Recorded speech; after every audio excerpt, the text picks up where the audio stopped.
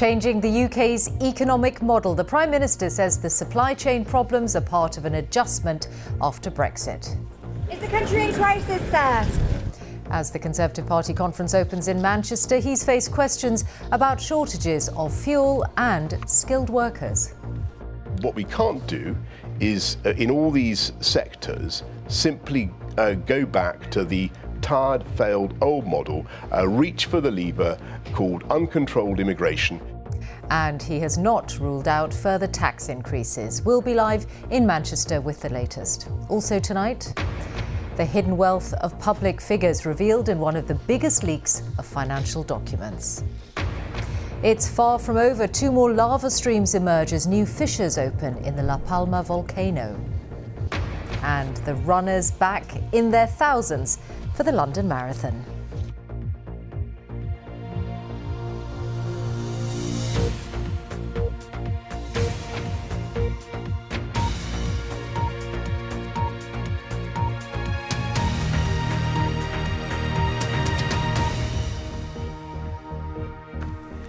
Good evening. The Prime Minister has described the disruption to fuel supplies and the shortages of some skilled workers as part of an adjustment to the UK's economic model after Brexit.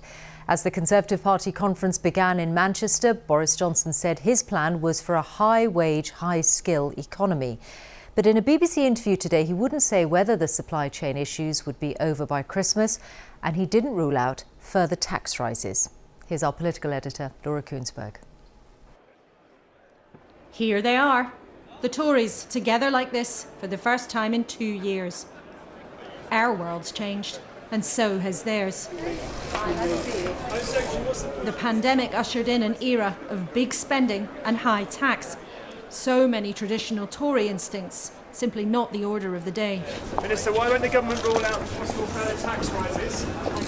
And given what's happened, the man in the big chair I've warmed the seat for you. won't rule out asking you to pay more again. I can tell you that you have no fiercer and more zealous opponent of unnecessary tax rises than me. We don't want to raise taxes. Of course, Are you going to do it again? But what we will not do is be irresponsible with the public finances. In other words, he'd love not to, but there's pressure to spend as well. They might not be holding the placards, but there are Conservatives in Manchester worried about family budgets and benefit changes and the ways in which some of the nuts and bolts of the economy are out of shape.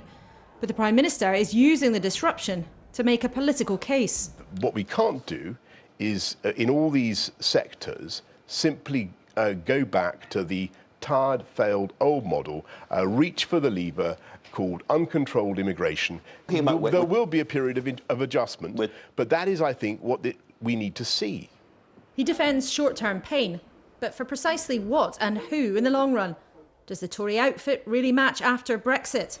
There's the striped shirt and watch chain of Jacob Rees-Mogg. And we are at the upper reaches of the reasonableness of the tax burden. Not the only Cabinet Minister today to warn against higher tax. The hoodie of the 41-year-old Chancellor, reluctantly perhaps, presiding over historic borrowing and spending. And remember, the Cabinet has to try to please legions of voters who chose their party for the first time. And there are new faces here, impatient for them to keep their promises to make life just as good in every postcode. I want to see the government really step up and start to deliver on the levelling up agenda that we were elected on in 2019. We've obviously had a pandemic that's got in the way, but now that we're hopefully out the back of COVID and we're starting to open up the economy again, we really need to put some rocket boosters under the levelling up agenda. Is there any room for complacency? I mean, it sounds a bit like you're trying to say, get on with it.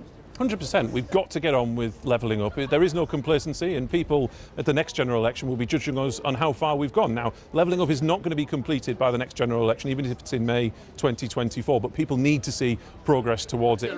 This is getting very sticky now. Boris Johnson enjoys the wisecracks of campaigning, the need to entertain. What you do is you have the cake. He has proposed by saying he's having his cake and eating it. Yet the real life of running the country and a party is not the same. Fantastic. Nothing can go wrong. Politics isn't just for show. Laura Kuensor, who joins us now live from Manchester. What are the expectations then, Laura, for what this conference will be like for the Conservatives? Thank you, Mishal. Well, it is a strange moment in a way, this conference, and party conferences are always for leaders, about a bit of celebration. Parties like to get together and grapple in a bit of a group hug, but it's also always about reaching an accommodation with that party at that particular moment. And for Boris Johnson, so much has changed since the last time he appeared before the party faithful. Before then, the last time in 2019, yes, he was the leader, but we hadn't left the European Union then. He hadn't won a general election and secured an absolutely enormous majority. And who then at that point had ever imagined that the country and the world would be hit by a global pandemic? So much has changed, both in terms of our lives and also in terms of the politics. And he comes here really this week almost to test that coalition that the Tories built over Brexit, maybe to see if it really can hold. But it's not just about what will happen in the bubble here in Manchester this week. There are, as we've heard in the last few days, very serious issues that the country is grappling with, very serious fears that some families have tonight about whether or not they're going to be able to afford to pay the bills in the coming months. So I think the test for Boris Johnson this week and in the next few days is not just whether or not he can keep his party happy, but can he show to the country that he's really in touch with what is going on, and can he deal with the problems of now rather than having political discussions about the problems that went before him. Laura, thank you very much. Well, on shortages, the latest from fuel retailers is that large parts of the UK are now free of the long queues to fill up and the supply issues that they had been facing, but significant problems do remain in some areas. And our business correspondent Katie Austin is here in the studio. Where are the problems now, Katie?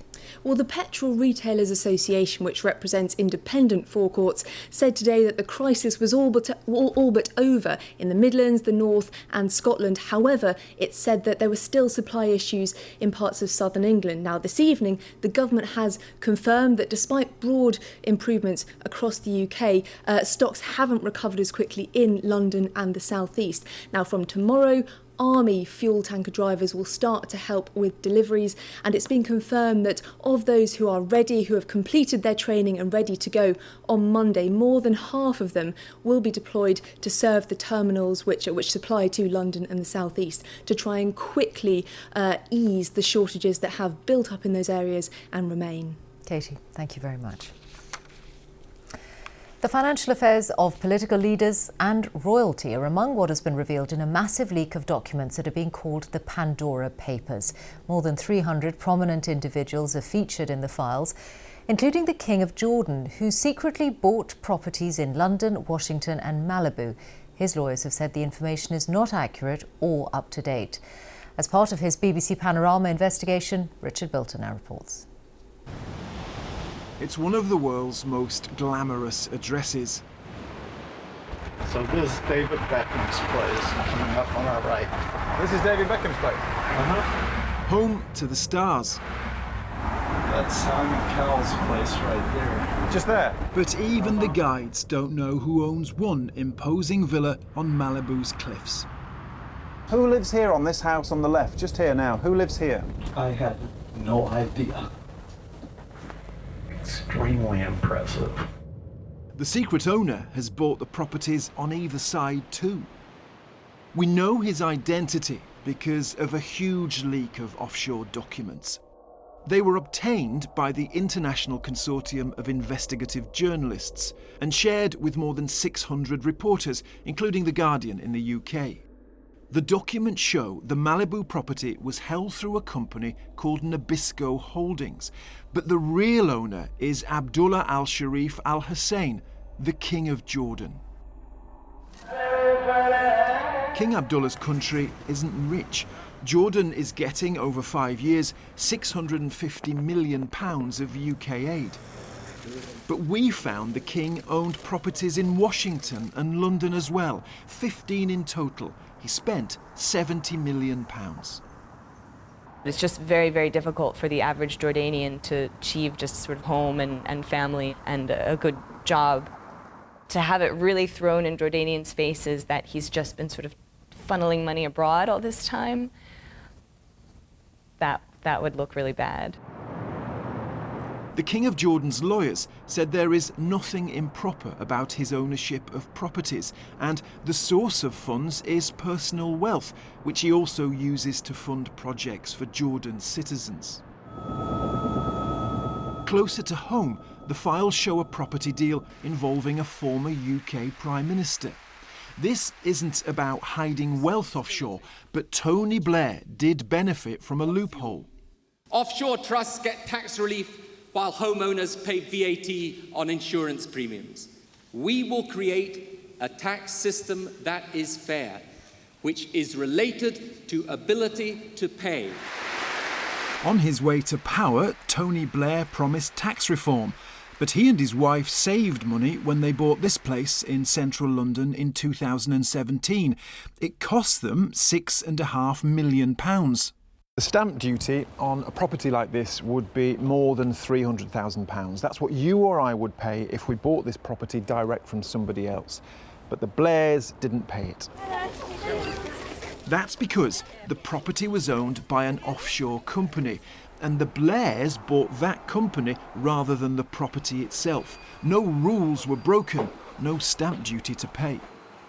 That doesn't look right. And so even if what the Blairs did was perfectly legal, perfectly legitimate in the business world, it feels instinctively really unfair because they got access to an advantage, a potential advantage, that the rest of us don't have. Cherie Blair told the BBC they didn't request to structure the transaction this way, and that after purchase they had brought the property under UK tax and regulatory rules. A spokesman added the couple will be liable for capital gains tax on resale. Richard Bilton, BBC News. Well, you can watch the first part of that investigation in full on the BBC iPlayer now, and the second part is on BBC One tomorrow night at 7:30. The Prime Minister has acknowledged that there are problems in how the criminal justice system handles victims of rape and sexual violence. Speaking to the BBC, he promised to stop at nothing to get more rapists behind bars, and he said victims needed a better service from the police. However, he stopped short of backing an independent inquiry into Sarah Everard's murder by a serving officer, saying he wanted to hear first from the Police Watchdog's review. Graham Satchell reports. Sarah Everard was just walking home when she was falsely arrested and then murdered by a serving Metropolitan Police officer. Sarah's death has led to serious questions about trust in the police, the behaviour of men, the safety of women, the effectiveness of the whole criminal justice system. The Prime Minister, Boris Johnson, has now committed, in his words, to getting more rapists behind bars, despite the fact that the budget for the Department for Justice has been cut by around 25% in the last decade. It's not just a question of money. Okay. You need the three parts of the criminal justice system. The police, the prosecutors, the judiciary, the criminal justice. They need to work better together. Right. And people need, and rape victims, domestic violence victims, need to get a better service. Only 2% of reported rapes in England and Wales end in a prosecution. Convictions are at an all-time low. Campaigners and charities say there needs to be change at every level across the UK. We've got a criminal justice system that fails to respond effectively to crimes of rape. We really need to create a culture where that behaviour is being challenged and where it's not being tolerated. In Scotland, one concrete change following the death of Sarah Everard. People are being told they can now verify the identities of lone police officers by asking to speak to the Force Control Room. It's not requiring women to be the people who are proactive here. The police themselves have to be proactive. If you have a lone officer, he should be required to provide the verification as to who he is, not just having a police identity card. Will Sarah Everard's murder lead to change in the safety of women, the way rape and sexual assault allegations are prosecuted? The government says it is pledging to provide better services for women. Graham Satchell, BBC News. It has emerged tonight that a serving Metropolitan Police officer has been charged with rape. David Carrick, who's 46, has been suspended from his role in the Parliamentary and Diplomatic Protection Command. He's alleged to have attacked a woman in September last year. He'll appear before magistrates tomorrow. Let's have a look now at the latest official figures on coronavirus, which show 30,439 new infections in the latest 24-hour period. That means an average of 34,572 cases per day in the last week. Another 43 deaths have been recorded of people who had a positive test result within the previous 28 days. On average, in the past week, there were 112 deaths per day. The latest figures on those being treated in hospital and the percentages of people vaccinated have not been made available. The volcano on La Palma in the Canary Islands, which began erupting 2 weeks ago, has entered a new phase of intense activity, with 2 more fissures blowing open. It's now thought that the eruptions could continue for the next 2 months. Let's join our correspondent Dan Johnson live in La Palma. Dan? Yes, incredibly, in the last hour, this eruption has got even stronger, and there's a risk that even more areas will have to be evacuated. Potentially this area now is at risk because this volcano just seems to keep getting more and more powerful. There's been a fantastic response from the community and the authorities here to keep people safe so far. But the Spanish Prime Minister was here today pledging 200 million euros to help this island recover, because 2 weeks on, that volcano is still capable of producing fantastic images and a deafening sound, and it's posing some major questions about the future on this island. How can life return to a landscape disfigured like this? The lava still churning up this hillside and burning through more of these homes. So at its source, I asked the main volcano expert here how long it will take to recover. Because the lava flows are going to be keeping the heat inside for years. It's going to depend on the thickness of the lava flow. At times, this scorched earth resembles a battlefield, and it sounds like one too. How is it, Irina, to live near to this? I'm afraid, very, very much. And the night is always make like boom, boom, boom, and I'm afraid to sleep here. Will you stay? No. And we found Gert, retired here from Germany, in the last house before the exclusion zone. If you don't have to live here, it's marvelous. Who knows what will come in the night? Maybe it comes nearer, or I don't know. Do you feel safe? In the moment, yes.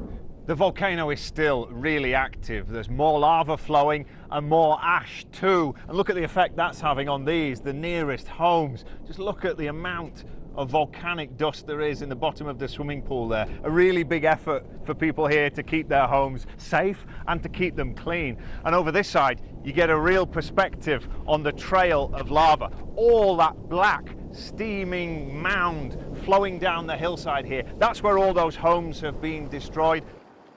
A satellite picture shows clearly how it has sliced through La Palma. The most important thing is that this eruption cannot generate loss of human lives. It's impossible. Impossible? Impossible, if we behave. But it's the behaviour of nature's most volatile forces that dictates when this incredible show comes to an end and how much more is lost in the process. Dan Johnson, BBC News, La Palma. And now to the sport on a day when marathon runners were back en masse on the streets of London. Jane Dougal is at the BBC Sports Centre. Hello, Jane. Hi, Mishal. Yes, there may be some tired feet tonight as the London Marathon returned as a mass event for the first time in 2 years. Records were broken in the elite races, while virtual runners also joined to raise money for good causes. Joe Wilson reports. The mass start of the London Marathon. It was back. The London 2021 Marathon finally underway. Over 36,000 began this way, a little down on some recent years, but a great street-filling expression of normal. Our annual view returned of everyday people taking on the extraordinary. Giraffes have been very popular this year. Of course, there are those who make the distance appear simple. Marcel Hug of Switzerland out on his own in the men's wheelchair race, winning in a course record time. But now have a look at this sprint finish. That's David Weir in the grey helmet, taking third place in yet another London Marathon, looking as committed as ever, although retirement, he admitted, had been on his mind. it's my 22nd marathon in a row, and I don't know how many more I'm going to do now, but yeah, it must be a record out there for me to keep on going. Manuela Scher, the other Swiss star, was another clear winner, breaking her own course record. The weather was kind, cool, dry and still. For all the elite, that meant quick. Jocelyn Jepkosgei of Kenya shook off her rivals at 2 hours and kept going. She is the champion. To finish in her personal best time, sub 2 hours 18. The men's race teased world record pace for a while, not quite. Ethiopia's Cisse Lemmer's winning time was 2 hours 4 minutes and a second. Not bad at all. The elite races are only ever part of the story. As finishers came across the line here, tens of thousands were doing the virtual London Marathon in their own space, in their own time. And on the official course, well, many were going the distance in their own way. Time is an abstract concept. Just get there when you can. And if those last few steps seem almost impossible, there's someone to help you, even to carry you. It's not how or even where you start, it's how you finish. Now, what is that toddler's world record? Joe Wilson, BBC News, Central London. It was a packed day in the Premier League. If you want to wait for the results on Match of the Day and Sports Scene for the Scottish scores, you know what to do. Both Liverpool and Manchester City missed out on the chance to go top of the table after drawing 2-2 with an impressive goal from Mo Salah. Kevin De Bruyne got the equaliser for City late on. Elsewhere, Crystal Palace drew with Leicester. There were wins for Brentford and Tottenham. In Scotland, Rangers are top of the Premiership after beating Hibs 2-1, while Glasgow rivals Celtic got a late winner against Aberdeen. It was level at 84 minutes, but Celtic's Jota put them 2-1 up with a close-range finish. That result keeps them 6th, Aberdeen are 9th. In the Women's Super League, struggling Manchester City lost to West Ham. Tottenham beat Leicester, while Reading lost to Everton. Manchester United beat second-bottom Birmingham City. Leah Galton with the first, Ella Toone tapped in for the second. Now, a horse with odds of 80-1 might not pique your interest, but Torquator Tasso was the shock winner of Europe's richest race, the Prix de l'Arc de Triomphe. Trained by Marcel Weiss and ridden by Rennie Piecholuk, the outsider won the 100th edition of the race and with it £2.4 million. There's more on the BBC Sport website, including British number 2 Cameron Norrie taking on Casper Ruud in the San Diego Open final. But that's it for now. Mishal. Jane, thank you very much. And that's it from us for now. On BBC One, time for the news wherever you are. Good night.